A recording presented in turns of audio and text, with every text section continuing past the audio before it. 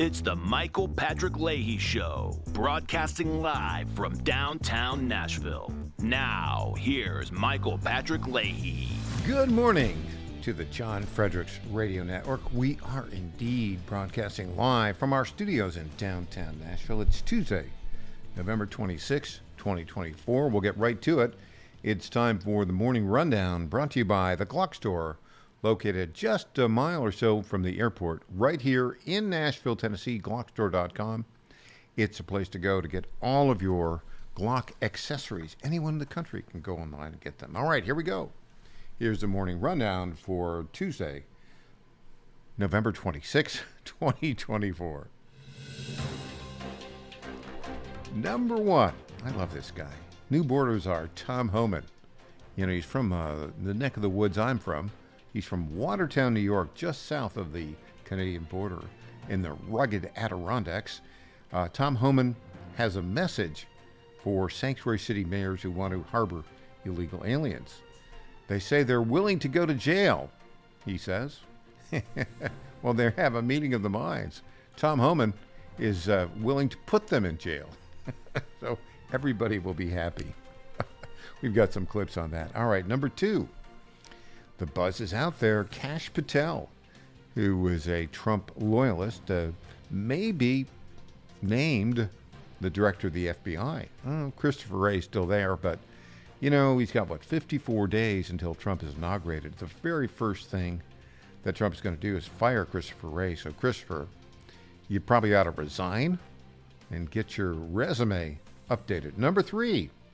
The Trump tariff threats have apparently already yielded results. Remember, he said yesterday that if Canada and Mexico don't stop sending illegal aliens across the border, day one, he's going to hit them with 25% tariffs. Justin Trudeau called him up. Oh, please don't do that. And then the new president of Mexico called him up and said, okay, we'll stop the caravans. All right. When a threat actually is meaningful, people respond. Number four, the final popular votes in, Trump was at 50%, 77 million. Harris at 74.5 million, 48.6%, 48.4% rather, a 1.6% margin of victory for Donald Trump. A couple of pollsters were right on that. Atlas Intel was correct on it. Rasmussen Reports was correct on it. And I think Trafalgar. Those were the three who had the popular vote correct. Biden in 2020 was at 81 million. Where did those 7 million votes go? That Harris only got 74 million. Inquiring minds want to know. Number five, Charlie Kirk of Turning Point USA. It's rumored he wants to run for governor of Arizona in 2026. I think he just might win. And number six, the special persecutor, Jack Smith, has dropped all federal cases against Donald Trump, but without prejudice. Need to drop them with prejudice, buddy. So, all right, there we go. That's the morning rundown for Tuesday, November 26, 2024, brought to you by our friends at the Glock Store, glockstore.com. You know, Thanksgiving is almost here, and that means Black Friday deals at glockstore.com start now. Deals like 22% off their famous Glock Store tungsten and stainless steel guide rods. It's always been one of their most popular products. And they make them right here in the USA in their Nashville, Tennessee manufacturing facility. I've been there. It's a thing of beauty. They have these 10 great big gigantic CNC machines built by a U.S. company, and they've got, I don't know, like 10 or 12 guys working on it all the time and building these things. It's great. Glockstore.com always has the lowest prices in the country on Glock factory magazines, and for the Black Friday week, they have slash prices even lower. As their founder and CEO, Lenny McGill, always says, you can never have too many magazines. And what a great stocking stuffer for the Glock guy or gal in your life. And remember, I talked about that 10-day optic cut only deal a few weeks back. Well, thanks to your great response, Lenny McGill, our good friend, has decided to take $50 off the 10-day optic cut only service. Now they've done over 16,000 slides. Remember, it was 11,000 when last we talked. 16,000 slides, and have always had those slides shipped out in 10 days or less. Black Friday deals days at Glock Store end December 2nd, Cyber Monday at midnight, but don't delay. Quantities are limited on some items, and you don't want to miss out. That's great Black Friday deal days from my personal friend Lenny McGill, and only at glockstore.com. That's glockstore.com. I love those guys. And look, if you want to come to Nashville sometime and see their Shoot 270 ranges, you got to go there. It's a great, great shooting experience. All right, so back to our morning rundown. The more I hear our buddy Tom Homan, the more you just got to like this guy. Here he is talking directly to a couple of mayors of blue cities. You know, the mayor of, where was it, Denver, this Mike Johnston guy. Oh, we're going to have another Tiananmen Square, and we're going to have 50,000 people up there protecting these criminal, illegal aliens against the lawful orders of the President of the United States. I don't think so. And then the mayor of Tucson bravely doing the same thing. Here is Tom Homan. I think he was on Sean Hannity with Governor Greg Abbott of Texas yesterday. Classic. Here we go. Tom Homan. Tom, you heard this mayor out there in Colorado. I want to get your reaction to it, and I want you to be clear about who has jurisdiction, the federal government or state and local governments. And if you're a sanctuary state or city, are you breaking the law? You're absolutely breaking law. All you have to do is look at Arizona versus U.S. You'll see these breaking law. But look, me and the Denver mayor, we agree on one thing. He's willing to go to jail. I'm willing to put him in jail. Because there's a statute, it's Title 8 United States Code 1324 III, and what it says is, it's a felony if you knowingly harbor and conceal an illegal alien from immigration authorities. It's also a felony to impede a federal law enforcement officer. So if we don't want to help, that's fine. He can get the hell out of the way. But we're going to go do the job. President Trump has a mandate for American people. We got to secure this country. We got to save American lives. And I find it shocking that any mayor of a city would say, President Trump's been clear. We want to concentrate on public safety threats and national security threats. I find it hard to believe that any mayor or governor would say they don't want public safety threats removed from their neighborhoods. I mean, I don't know what the hell is going on in Denver, but we're going to go and we're going to fix it. If you don't want to fix it, if you don't want to protect his communities, President Trump and ICE will. Oh, so I love the classic line. Me and the mayor of Denver have something in common. He wants to go to jail, and I'm willing to put him in jail. You can't beat that.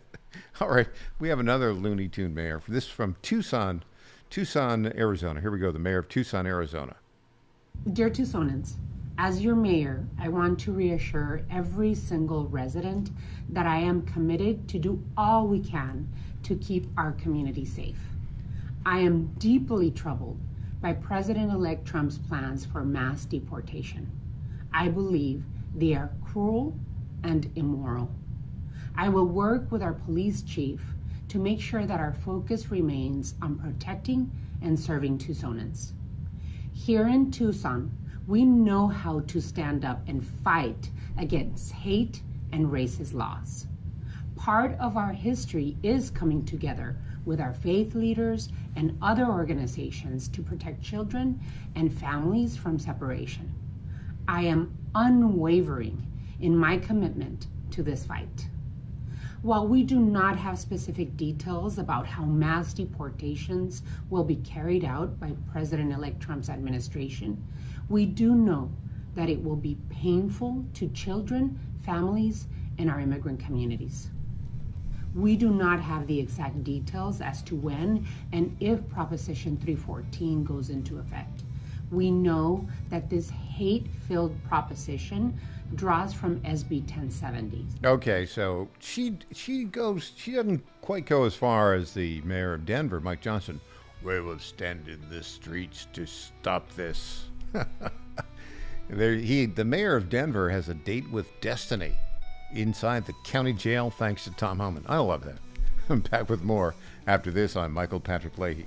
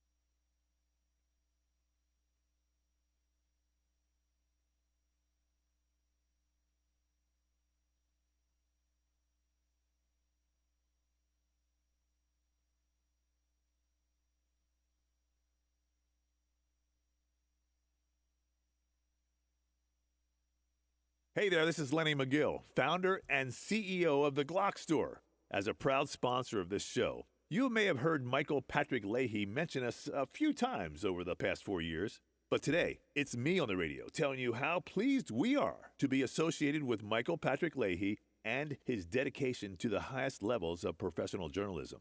Michael Patrick Leahy has been threatened with jail time in bringing the true facts about that Nashville Covenant shooting to his listening audience. Michael Patrick Leahy, you keep doing what you're doing, and we here at the Glock Store will keep sponsoring your show for the good of Nashville and the entire country. And I'm personally inviting all of your listeners to come visit and shoot at the Glock Store. It's where Michael Patrick Leahy learned to shoot a gun for the first time and where he bought his own personal Glock 19. I'm Lenny McGill, founder and CEO of the Glock Store here in Nashville, just minutes from the airports, worth the drive from anywhere, and a proud sponsor of Michael Patrick Leahy and the Tennessee Star Report. Welcome back to the Michael Patrick Leahy Show. Now, here's Michael Patrick Leahy. And welcome back to the Michael Patrick Leahy Show. It is Tuesday, November 26, 2024. 3 weeks since the terrific victory by Donald J. Trump. He's been elected president of the United States again. He was the 45th president from January of 2017 to January of 2021, and he will be the 47th president from January of 2025. That's a month and a couple weeks from now, and until January of 2029. Now, it's interesting because it happened 3 weeks ago, and you may recall it was about, 1:30 a.m. Eastern Time when Fox News called it for Donald Trump. And what a relief that was, right? To call it at that time. We were expecting weeks and weeks and weeks of legal battles and all that sort of stuff. But his victory was so great, it was beyond the margin of fraud. And old Mark Elias, that Weasley Democrat lawyer who claimed he'd had all sorts of successes, he had nowhere to go. He had 7 battleground states. The margin was so great he couldn't battle there. And he only had 1 Senate race where he had a battle, and it was so awful, he had such a poor position that the guy he was trying to, cheat into office, Bob Casey, just a couple days ago, conceded. So an overwhelming victory for Donald Trump and the America First movement. I want to go into some of the details here right now. And by the way, it's been 3 weeks, so now finally, it's only been 3 weeks, all the votes have been counted. Florida could count them in 2 hours, but Arizona, California took 3 weeks. Go figure. All right, so I want to just kind of summarize. What's the final vote? What's it all turned out to be? And by the way, if you'd like to call in, our number is 615-649-8477, 615-649-8477. If you're calling, tell Patrick, our producer, where you're from, your name, where you're from, and what you want to comment on. Okay, so let's do the summary of where all these, the final votes, what were they? Well, in the popular vote, just in the raw popular vote, Donald Trump won by 1.6%.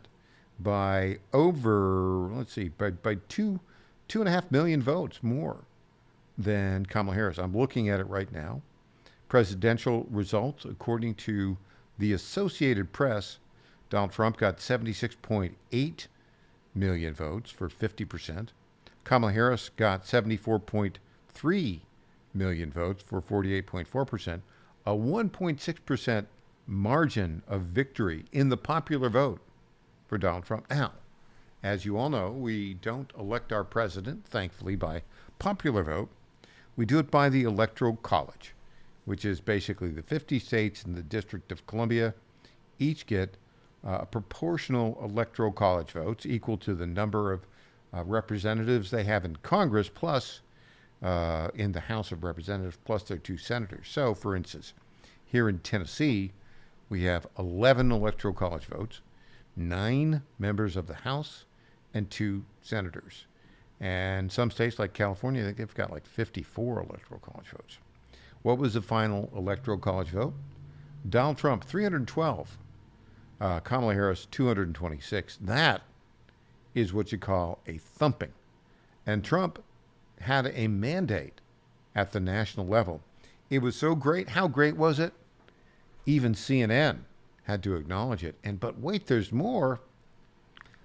In the past 3 weeks, Trump has named his entire cabinet, and they've gotten really great reviews. We had one kerfuffle with Matt Gaetz in and out. Now it's Pam Bondi.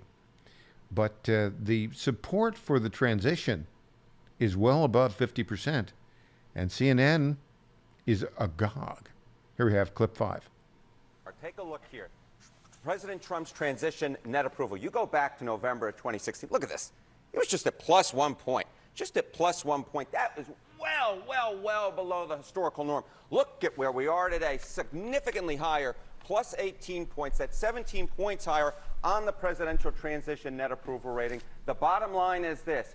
If 8 years ago Americans were lukewarm on Donald Trump, at this particular point, they're giving him much more the benefit of the doubt. A lot more Americans are in love with this transition. This much more meets the historical norms where normally presidents get that boost coming out of their victory. And what we're seeing here is Donald Trump's presidential transition is getting a thumbs up, and dare I say, 2 thumbs up from the American people. And, you know, we're still on the appointment phase at this point, but it does give insight to sort of where this team is thinking to lead some of these key departments, of course. I mean, but how do people feel about the prospects of his presidency, given the context of some of these picks? Yeah, it's not just that they like what Donald Trump is doing right now. They're optimistic for the future. So, again, let's compare ourselves now versus where we were 8 years ago. And what you see 8 years ago, 53% of Americans were scared or concerned, the majority towards the upcoming Trump term. Look at where we are now. The shoe is on the other foot. 53% of Americans are excited or optimistic. It's flip-flop, where a narrow majority 8 years ago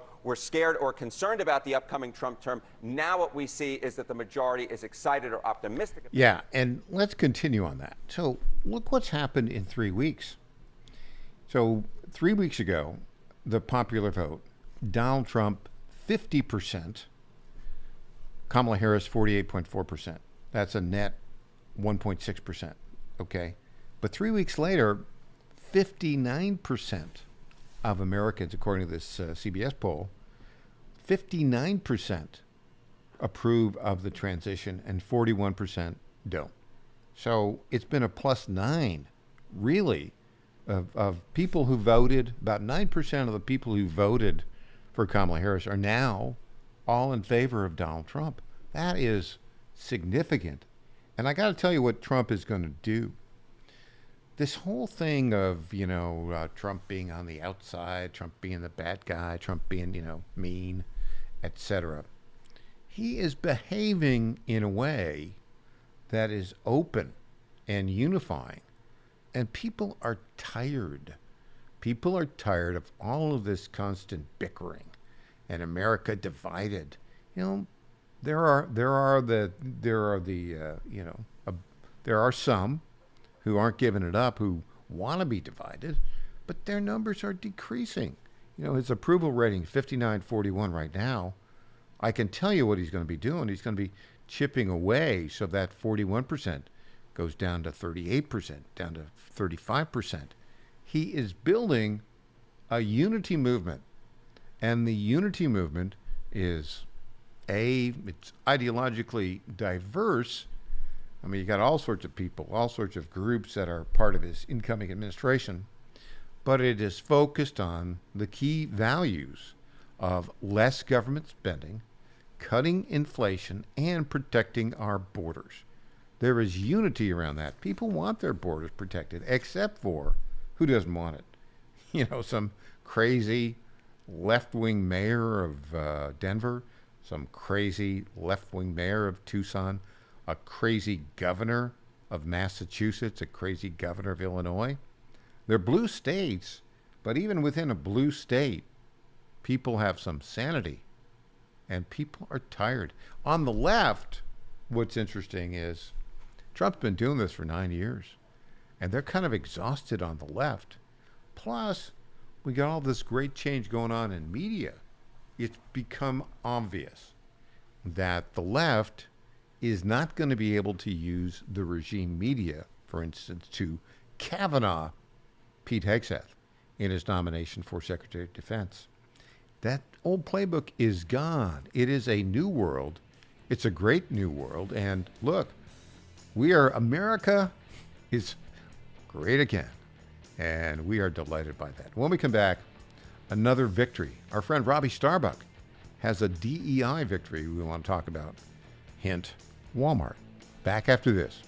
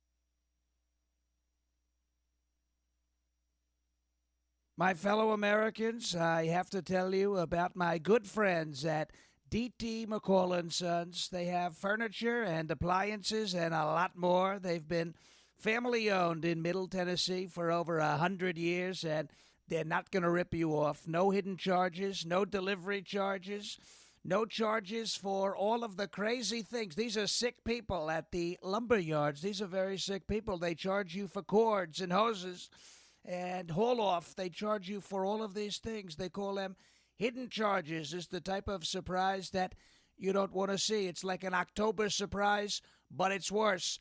D.T. McCall and Sons, they're not going to do that. They're great people. They're going to give you a great deal With locations in Lebanon, Carthage, Lafayette, Cookeville, and Franklin, D.T. McCall & Sons will give you the deal of your life. Check them out today or go to dtmccalls.com. Impersonator not endorsed by Donald Trump. Welcome back to the Michael Patrick Leahy Show. Now, here's Michael Patrick Leahy. Welcome back. Well, it's time now to have a little bit of fun. Don't you like fun? We've had 16 years of misery. And now it's time for fun. Our friend Robbie Starbuck has just been spectacular in forcing Fortune 500 companies to abandon diversity, equity, DEI, right? Get rid of it. We don't need any of that DEI stuff. Not at all. So he started with Tractor Supply, went on to Harley Davidson, and they're just dropping like flies. And his latest is Walmart. He announced this yesterday. Robbie will be with us at in our third hour, the Tennessee Bonus Hour today. But I wanted to play this clip. He's so good. He's so good at doing these video clips. And he's developed this nationwide network of informers that work in all these large companies that tell him all the DEI junk that that these companies are doing. And Walmart yesterday announced they're abandoning DEI. Isn't that wonderful? Here we go. We're going to play. It's a longer clip. We're going to play bits of it. And here we go. Robbie Starbuck on Walmart. All right, y'all, I don't even know how to start this video because honestly, this is different than everything else we've done because this is the single largest employer in the United States. We are talking about a company that is worth almost $1 trillion on its own. As many of you know, I have been investigating a massive company now for a while, and I have kept my lips sealed on who it was. Now I can reveal it was Walmart, but something incredible happened in the course of my investigation. Walmart became aware of our investigation and reached out to me. This was critical and honestly turned out pretty fantastic for everybody involved, in my opinion. We were able to have frank conversations with Walmart. And as I've said for a long time, I don't ask companies to take on my political views. I am simply advocating for corporate neutrality. I believe that that is the future because I understand there are people in this country who do not agree with my politics. So it would not be fair of me to force my politics on them the same way that I am not okay with left-wing policies being forced on me and people like me via things like DEI. After various conversations, I am very proud to report to you guys that Walmart has decided on making some changes. I'm going to lay out what those changes are for you and explain how massive this is for our movement. We are unstoppable at this point with a 100% flip rate where we change corporate America and get them back to a culture of sanity and neutrality. Bullet point number 1, Walmart will be removing all... Pause it, if you would, there, right there. We'll come back to point number 1. Okay, so one thing I want to say is the announcement, I think, was made by Robbie first or simultaneously yesterday with Walmart. And subsequent to this, and if you listen to all the news reports, by the way, Robbie lives right here in Nashville. He's been on our program many times, done a spectacular job here on stopping DEI. So they announced about the same time Robbie did, and almost every national report has credited Robbie for making this happen. And they do fear Robbie because he just points out the lunacy of DEI policies. Now, as Robbie said, he's had conversations with them, and it's not, hit somebody over the head. It's just say, look, you got to stop this because it's not fair to people who don't agree with your policies to push these policies on them. What's interesting about this is about this morning, there's been some people at Walmart say, well, it had nothing to do with our conversations with Robbie. It had everything to do with the conversations with Robbie, not just the conversations, but his ability to marshal widespread opposition to DEI policies. Okay, so here we go. Let's talk more Robbie talking about what this agreement is. Neutrality. Bullet point number 1, Walmart will be removing all inappropriate sexual and or transgender products that are marketed toward kids, things like chest binders for teenagers or books that encourage transitioning. That is all going to be gone. Bullet point number 2, Walmart is going to review and stop funding to all events that could be sexually inappropriate for kids. That includes drag queen story time or pride events that expose kids to sexually inappropriate topics. That's all going to stop going forward. Third bullet point, Walmart will be closing their Racial Equity Center. This is a center they had committed $100 million to, and it was a 5-year project. They will be closing that center going forward. Fourth bullet point, Walmart will no longer participate in the HRC's Corporate Equality Index social credit system. This scoring system is what has brought wokeness into so many segments of corporate America, and we are happy to see them no longer participating. There is not a corporation in America that should be participating with the HRC's CEI scoring system going forward. The HRC got explicitly political in the 2024 election, working with everything they have to defeat Donald Trump and calling him every name in the book. It is time for companies to recognize that they need to move away from this system that is explicitly political and embrace corporate neutrality so that everybody is welcome in their stores. Fifth bullet point, Walmart is going to be reviewing their supplier diversity programs to ensure that nobody's receiving preferential treatment on the basis of race, and they will also ensure that financing eligibility will no longer be predicated on providing certain demographic information. Sixth bullet point, and this is a favorite for me, being Latino myself, Walmart will no longer be using the term Latinx in any of their official communications. That is going to be wiped away. I was very disappointed to see it was there, but again, this is across corporate America. So this is a company, Walmart, who is doing the right thing here, and I want to give them credit for that. Getting rid of this, big. We don't want to hear Latinx ever again. Bullet point number 7, Walmart will be discontinuing their racial equity training through the Racial Equity Institute. Again, getting rid of woke trainings. And last but not least, drumroll please for the big one, DEI. They will be discontinuing use of DEI both publicly and privately at Walmart. This is a huge win, and congratulations to Robbie Starbuck. You know, I went to one of the top business schools in the country, Stanford Business School, a long time ago, and then at the other top business school, Harvard, Wharton, all these business schools. They need to have Robbie Starbuck in there. He needs to teach a class on how to get corporations to change their policies, because, I mean, nobody's done it better than Robbie Starbuck. I just think it's fantastic. All right, you want some more fun today? We'll have Robbie. Robbie will be with us in the third hour of the program. That's noon Eastern and 11 a.m. Central Time. And we're delighted to have him. And congratulations to Robbie for another big win. Okay, let's talk about... You ever watch the Babylon Bee? I just say Babylon Bee and I start laughing because it's so funny. But they put out this clip. It's a little bit long. It's about 3 minutes, but we're going to play the whole darn thing. It's a guidance on how to talk to your racist uncle at Thanksgiving dinner. It's on the day after tomorrow, right? Thanksgiving. And so for all of you, all of you people that are sad because, well, nobody who listens to this program is sad. Okay. Everybody who listens to this program is happy. But if you want, you can record this and you can give it to anybody in your family who, is sad about Donald Trump winning. But this is a guideline. How to talk to your racist uncle at Thanksgiving by the Babylon Bee. Here we go. So, you're heading home for Thanksgiving, but your family supports Trump. Not good. You're probably wondering, how can I show them I'm a good, tolerant person, and they're all terrible, intolerant people? And how can I find common ground with these rednecks who are literally Hitler? Well, you're in luck. Because I, too, am a good person who likes to share my superiority with those around me. Today, we're going to show you how to talk about Trump with your racist uncle this Thanksgiving. I just love it. First, try slowly and articulately explaining to him how he is a racist, a bigot, a Nazi, and just an overall garbage person. You can even use simple visual aids if you want to. Next, you can help educate your backward, bigoted family members by handing out copies of Robin DiAngelo's White Fragility. This thoughtful holiday gift will endear them to you and open up the door for more conversation later. Now, sometimes your family might disagree with you and attempt to use far-right tactics, such as facts and logic. Counter this with a powerful haka dance. Fourth, you can easily get through to these MAGA bigots, or maggots for short, by reenacting the entirety of Hamilton. let it never be said that you threw away your shot. Here's a good one. When your arguments just aren't getting through to them, try screaming at the sky.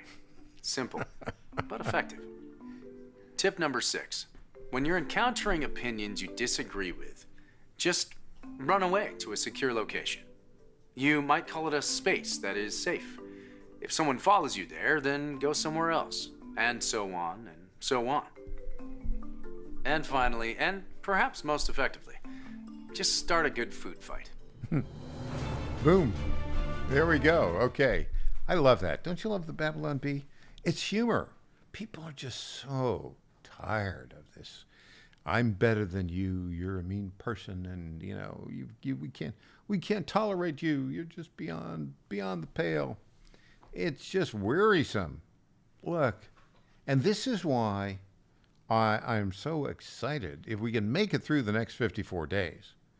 Because, Joe Biden not Joe Biden, the Obama acolytes who are pulling the strings on Biden are clearly trying to instigate a World War III situation between Ukraine and Russia. But let's say we're able to get past that and get to January 20th, 2025, and Donald Trump at noon is sworn in as the 47th president of the United States. People are just weary of all of these attacks, and Trump, I think, has a great plan. He's going to hold a lot of press conferences, number one. Number two, he's going to open it up to everybody. And people that, don't like him, I'll tell you where he's going to go. He'll go to Bill Maher. He'll invite Bill Maher to the White House, let's say. Right? Bill Maher says he's going to give him a chance. Well, all right. Bill Maher's a good, competent media guy. They don't have to agree with everything. In fact, they can disagree on a lot of things, as in Robert F. Kennedy Jr. We've got this clip. We're not going to play it now. We'll play it later in the show. Robert F. Kennedy Jr. talking about everything he despised about Donald Trump in 2016 and 2020. But there are things they agree upon. Isn't that the American way? To focus on those things which we agree upon and get those things done. A secure border, less spending, and it's kind of becoming my personal favorite these days. A trip to Mars, manned trip to Mars before the end of the decade. That's what I think is going to happen. All right. We'll have more when we get back. I'm Michael Patrick Leahy.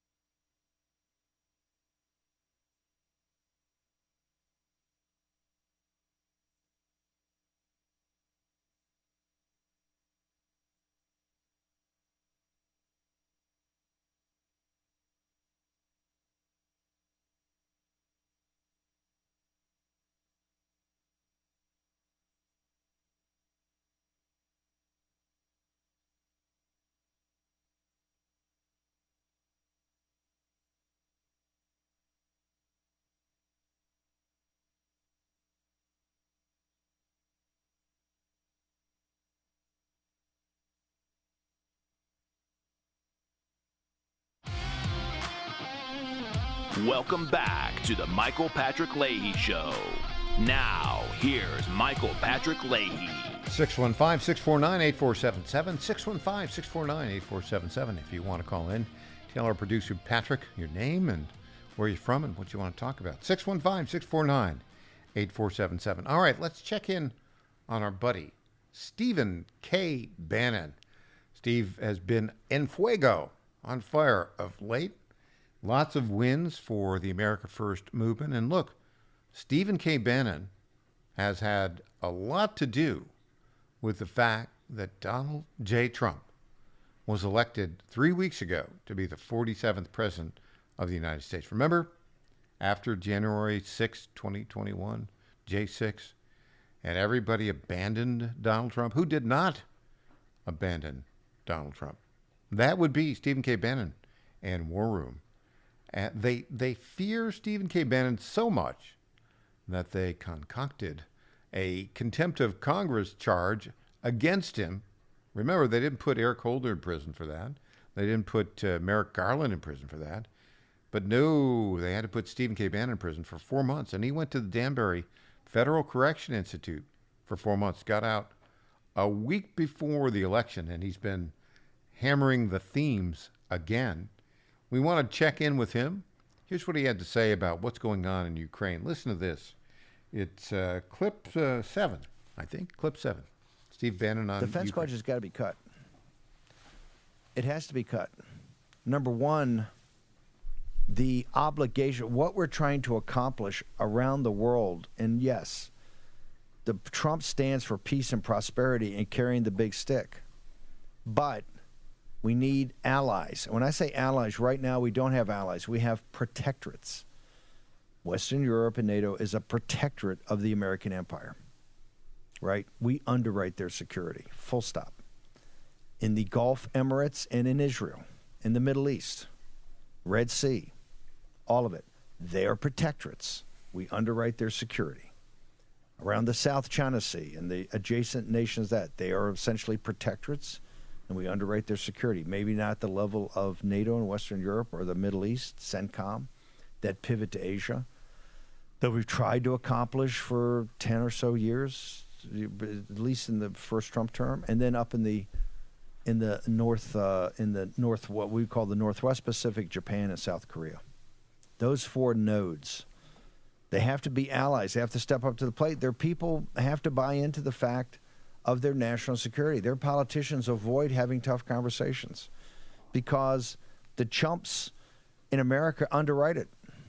That's got to be, if you want to get control of the budget, if you want to get control of the deficits, you have to look at defense spending. You just do. And it's programmatic in nature. And what you do is you have to start dialing back programmatically some of these programs. Why? Other people have to pick it up. Or you start using economic warfare and capital markets and technology, which can force people to the table and cut a lot of this nonsense out, like with the Chinese Communist Party. You have to do that, and then we can have real discussions about an ongoing and lasting Pax Americana. That's why people are enthusiastic. They realize whether it's Trump going to a theoretical summit down in McAllen, Texas, for the invasion of the southern border and bringing the frontline nations and others together and saying, hey, we want to hear from you. We work together, but hey, this is going to happen, and here's how it's going to happen.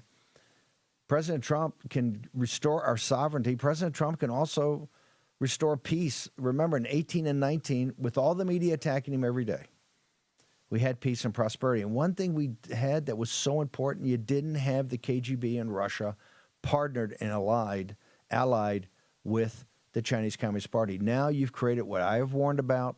That movie, The Brink, shows, which was trying to be a negative movie. You watch the movie, I think it's very positive because I'm going around hammering a message that if we try to be cute here and allow the mullahs in Tehran, the KGB in Moscow, and the criminal element of the Chinese Communist Party in Beijing form an alliance, form an axis on the Eurasian landmass, the American people and peace-loving people throughout the world will pay for that for decades and decades and decades. And, Stephen K. Bannon, as you probably may not know, Stephen Bannon served 7 years as a naval officer.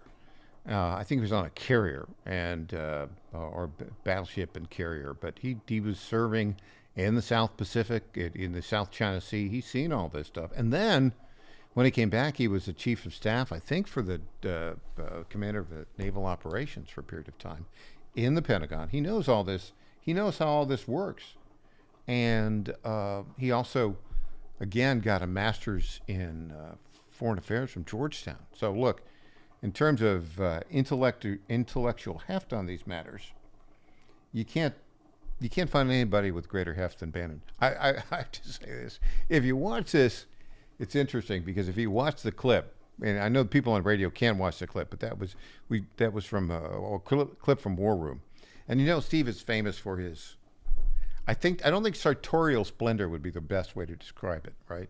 He has a unique style of dress, and it's not like, you know, a button-down guy who's about to go into a Wall Street meeting. Although he has done that, he's got the two-shirt thing going on, but he's also got today, instead of the wild man mane of hair, he's got the slick back look. Okay, now to what I give. He's been out of prison now for 4 weeks. I think he's getting back in the swing of things, right? I think that's my explanation for it. But his warnings absolutely are correct. I am more than a little bit concerned about what is going to happen in the 54 days of transition that remain from today, November 26, 2024, to the inauguration of Donald J. Trump on January 20th, 2025. It does look like the Biden administration is doing everything it possibly can to make it less likely that there's peace between Ukraine and Russia. And the bottom line on this is, it's that war is comparable to World War I, where millions of young men died unnecessarily. It's got to be peace. It's got to be soon. And hopefully we'll make it through the next 54 days. I think we will, but stay tuned. All right, when we come back, the great E.J. Haast, All-Star panelist, joins us. I'm Michael Patrick Leahy.